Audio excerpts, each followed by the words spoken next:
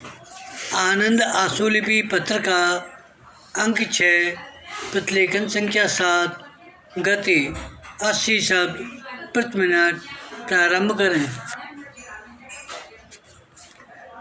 महोदया, अंत में मैं इतना अवश्य कहना चाहूँगा कि गरीबी तो युग युगांतर से हमारे साथ लगी हुई है। बेकारी तो युग युगांतर से हमारे साथ लगी हुई है।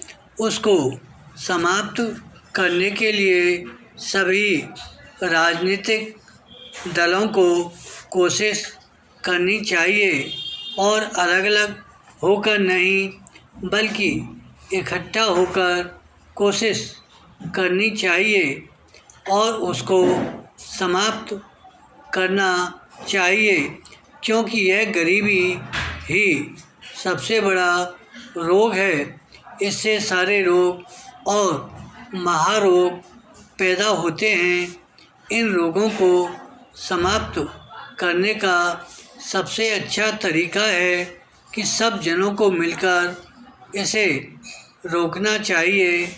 गरीबी कैसे दूर होगी? गरीबी दूर हो गई तो बेकारी दूर होगी, बेकारी दूर होगी तो महामारी दूर होगी। विराम।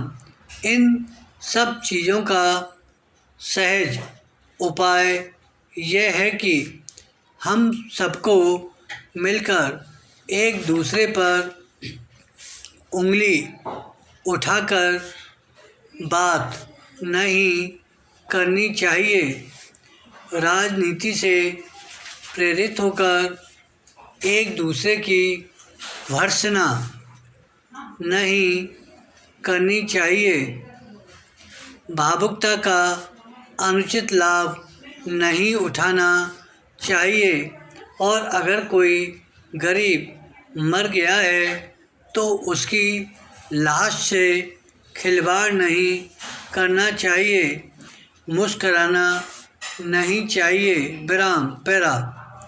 आदरणीय उपसभाध्यक्ष महोदया, निश्चित रूप से मैं माननीय सदस्य के प्रस्ताव का समर्थन करूंगा, लेकिन कुछ ऐसे तथ्य माननीय सदस्य ने उठाए हैं, मैं उनसे भी सहमत हूँ कि यहाँ पर हर समस्या को राजनीतिक दृष्टि से प्रस्तुत किया जाता है।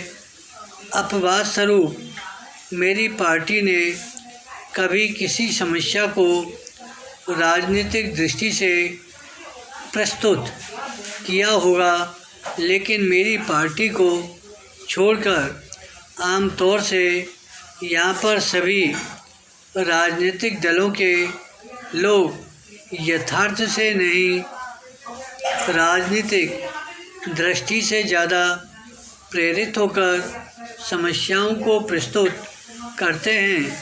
यदि यह बात सही है कि युग युगांतर से गरीबी चली आ रही है, तो इस देश में बड़े लंबे समय से हिंदुओं का राज रहा, मुसलमानों का राज रहा, ईसाइयों का राज रहा, सिखों का राज रहा, लेकिन अनुसूचित जाति और जनजाति के लोगों की स्थिति में कोई परिवर्तन नहीं आया। मैं सबकी बात कह रहा हूँ, इसलिए कह रहा हूँ कि यह सबके ऊपर लागू होती है। जितनी भी चीज़ें हैं, देश की ज़मीन है, धरती है, कल कारखाने हैं, लाइसेंस हैं, परमिट हैं, एजेंसियां हैं, दुकानें हैं, मकान हैं, फ्लैट हैं, प्लाट हैं, शासन प्रशासन, शिक्षा दीक्षा इन सबसे वंचित रहे ये अनुसूचित जाति और जनजाति के लोग और आज भी सारे देश में जुल्म अत्याचार के शिकार हैं। धन्यवाद।